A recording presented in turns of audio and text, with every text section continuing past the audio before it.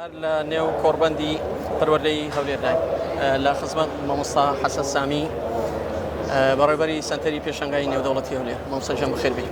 زۆر سپاس. مامۆستا ئامانج لەو پێشەنگایە چییە؟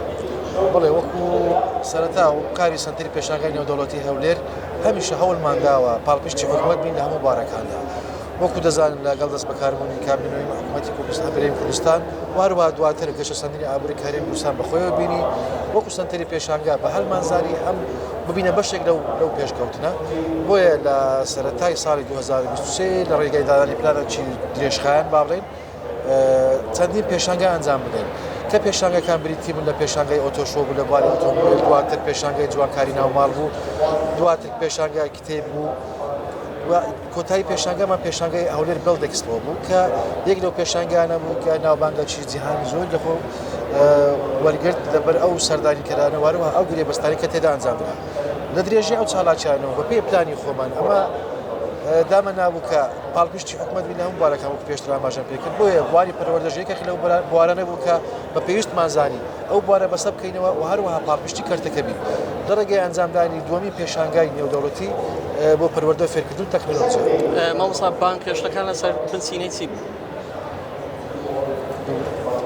بانکێشکردنی میوانەکان و ئەوانەی کە بەشدارن لە پێشەنگاکە لەسەر چ بنچینە و ئەساسێک بوو؟ وەکو کاری هەموو پێشەنگایەک لە سێ بوارەوە خۆی دەگرێت. یەکەیمان زیادکردنی جمجۆری گەشتیاری هەموو پێشەنگایەک بەگشتی، زیادکردنی هەلی کار، پاڵپشتی کەرتی کاری ناوخۆ.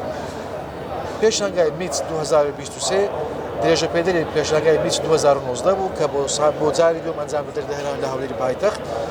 توانیمان لە ڕێگەی بەشداری پێکردنی دەستگای پەروەردەی کە نزیکەی 122 دەستگای پەروەردەی لەگەڵ ئێمە بەشدارن کە زانکۆی نێودەوڵەتین و زانکۆی ناوخۆن و هەروەها لە هەمان کاتیشدا قوتابخانەی نێوخۆ و نێودەوڵەتی بە بەشداری پێکردی پەیمانگەکان لە هەمان کاتدا بۆ ئەوەی قوتابی و یاخود ئەو بەڕێزانی کە دانوێت درێژە بە خوێندن بدەن یاخود دەدو هەرێکی باشتری خوێندن دەگەڕێن لە ڕێگەیان پێشەنگایەوە چاویان بە زانکۆکان بکەوێت بە خۆشحاڵیەوە.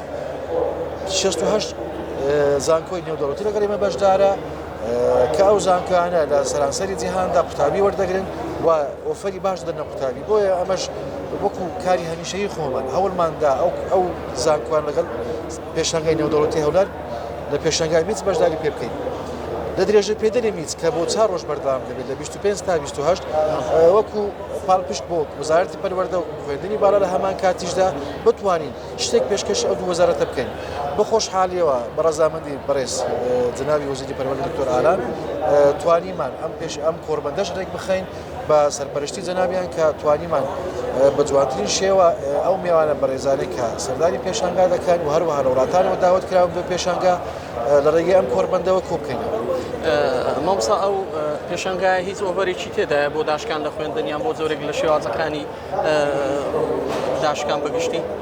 بەدڵنیاوێ ئێمە لە هەموو پێشەنگاکان ئەو پێشەنگانێکە پێیان دەڵێن B2C بزنس تو کلاینت واخود فرۆش با بڵێن خاوەنکار بۆ کڕیار هەوڵمانداوە بە ئۆفەری باش پێشکەش بکەن، داشکاندنی باش پێشکەشی هاوڵاتیان هێرێمی کوردستان بکەن. وەکو دەزانی خوێندن دەرفەتە کاتێک دێت تۆ چاوت بە قوتابخانەیەک دەکەوێت لە کوالەتی خوێندنەکەی دڵنیای دەبێتەوە لە نزیکەوە چاوت بە ستافەکە دەکەوێت دڵنیایەک لای ئەو بەخێکەرە دروست دەبێت کە لە داهاتوودا منداڵەکەی لێت تۆمار دەکات. لە هەمان کاتیشدا لە ڕێگەی ئەنجامدانی B2B بزنس تو بزنس خاوەنکار بۆ خاوەنکار لە نێوان قوتابخانەکان و قوتابخانەیەتری ئینتەرناشنەل بۆ گۆڕینەوەی شارەزاییە.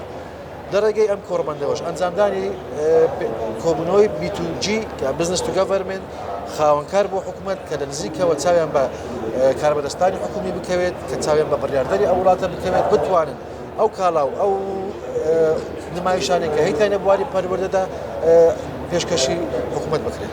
مامۆستا جان زۆر سپاس دەکەین. سپاس بۆ بەڕێز حەسەن سامی بەڕێوەبەری سەنتەری پێشەنگای نێودەوڵەتی هەولێر. سپاس بۆ بەڕێزان.